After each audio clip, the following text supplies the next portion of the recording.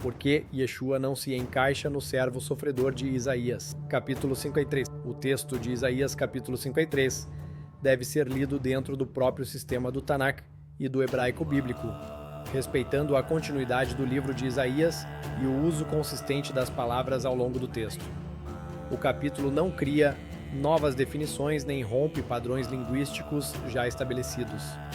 O verso 10 permanece como ponto decisivo, pois apresenta critérios objetivos de continuidade, sem qualquer indicação de metáfora, ruptura ou mudança de sentido. A identidade do servo no próprio Isaías. O próprio livro de Isaías define o servo de forma direta e repetida.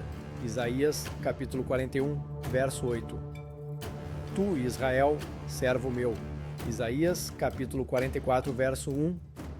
Ouve, Yaakov, servo meu. Isaías, capítulo 49, verso 3. Tu és meu servo, Israel. Isso estabelece um padrão interno claro. O servo é Israel. Isaías, capítulo 53, não introduz um novo personagem, apenas continua a mesma linha já definida. O fato de Isaías, capítulo 53, não repetir explicitamente o nome Israel não indica mudança de identidade. O Tanakh frequentemente omite o nome já estabelecido quando o contexto permanece contínuo. A identidade já foi definida anteriormente e segue ativa no fluxo do texto. A distinção entre o servo e o nós no capítulo não exige dois sujeitos diferentes. O Tanakh utiliza frequentemente mudança de perspectiva, onde as nações ou outros grupos falam sobre Israel como objeto de observação. Assim, o nós pode representar aqueles que olham para Israel e interpretam seu sofrimento sem que isso crie um novo servo. A estrutura coletiva de Israel. O Tanakh apresenta Israel como unidade coletiva com expressões internas distintas. O mesmo Israel pode aparecer como nação, remanescente e servo fiel. Isso não cria múltiplos servos, mas diferentes funções dentro do mesmo sujeito coletivo. Portanto, Isaías capítulo 49, versos 5 a 6, não exige um indivíduo separado, mas pode descrever a atuação interna do próprio Israel. Isaías capítulo 53, verso 10. Como critério definitivo. Isaías capítulo 53, verso 10. Verá descendência, prolongará os dias. No hebraico é ire-zerá. O verso apresenta uma sequência contínua de resultado, sem qualquer marcador de interrupção, inversão ou mudança de estado. O significado fixo de zerá. A palavra zerá significa semente e descendência real. No Tanakh, seu uso é consistente e nunca redefinido como seguidores, influência ou conceito abstrato. Gênesis capítulo 12, verso 7. A tua zerá darei esta terra. Gênesis capítulo 15, verso 5. Assim será a tua zerá. Gênesis capítulo 17, verso 7. A tua zerá nas suas gerações. Samuel capítulo 7, verso 12. Levantarei depois de ti a tua zerá. Salmos capítulo 89, verso 4. Estabelecerei a tua zerá para sempre. Em todos os casos, o termo indica continuidade geracional concreta. Não existe no Tanakh o conceito de zerá espiritual. A palavra zerá é utilizada de forma consistente para indicar descendência real, biológica e geracional. Em nenhum contexto ela é redefinida como seguidores, influência ou continuidade ideológica. Portanto, qualquer tentativa de espiritualizar zerá não nasce do texto, mas de uma interpretação externa que ignora o padrão linguístico estabelecido. O princípio linguístico do Tanakh. No Tanakh, termos centrais mantêm seu significado dentro do mesmo contexto, a menos que o próprio texto indique mudança. Isaías capítulo 53, verso 10, não apresenta qualquer marcador de alteração semântica. Portanto, zerá mantém seu valor literal de descendência. A expressão verá zerá no padrão do Tanakh. O verbo ra'á, ver, quando ligado à descendência, indica experiência direta e concreta.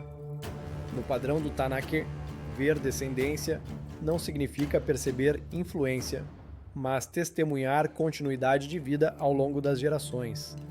Isso envolve existência real de descendentes, continuidade histórica e presença dentro do fluxo da vida. Não há no Tanakh uso de ver zerá como conceito abstrato ou simbólico. O paralelismo do verso, verá descendência, prolongará os dias. As duas expressões formam uma unidade de continuidade. Ambas apontam para a permanência dentro do fluxo natural da vida. Não há indicação de interrupção seguida de retorno. Inserir essa ideia exige adicionar ao texto algo que ele não declara. Continuidade geracional. No Tanakh, o padrão de zerá no Tanakh segue sempre o mesmo fluxo: origem, geração e continuidade. Isso descreve transmissão real de vida manifestada de forma concreta ao longo das gerações. Sobre o termo justo em Isaías, capítulo 53, verso 11. O servo é chamado de justo, mas isso não exige um indivíduo isolado. No Tanakh, justo pode descrever posição de aliança, vocação diante das nações e fidelidade em meio à opressão. Israel pode ser chamado de justo em contraste com as nações, ou como expressão do remanescente fiel dentro do próprio povo. Portanto, o uso do termo não rompe a identidade coletiva.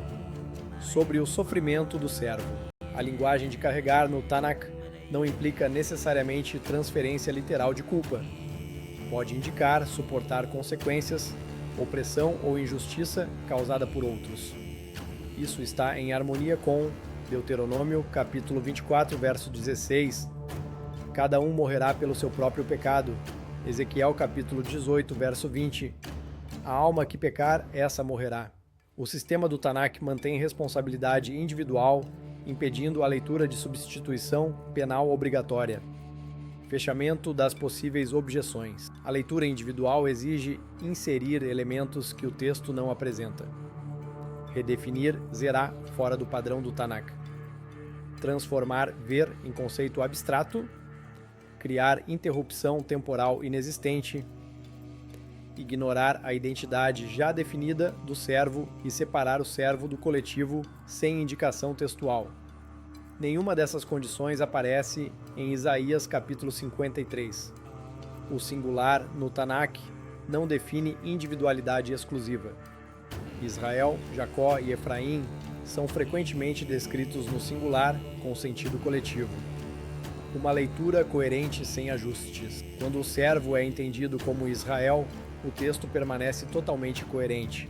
Israel sofre. Israel é visto como ferido. Israel é interpretado pelas nações. Israel permanece. Israel vê sua descendência. Israel continua ao longo das gerações. Todos os termos mantêm seu significado natural, sem necessidade de adaptação. Conclusão. Isaías capítulo 53, verso 10. Estabelece um critério objetivo e incontornável. O servo verá sua zerá e prolongará seus dias.